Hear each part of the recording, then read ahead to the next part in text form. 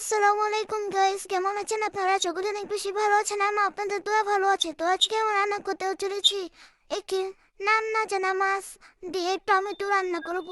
এই মাছের নাম যদি কেউ জেনে থাকেন তাহলে কমেন্ট অবশ্যই জানাবেন। তো আমরা মাছগুলোকে ভালোভাবে ভেজে নেব। এরপর আমরা এখানে পেঁয়াজ কুচি দিয়ে দেব।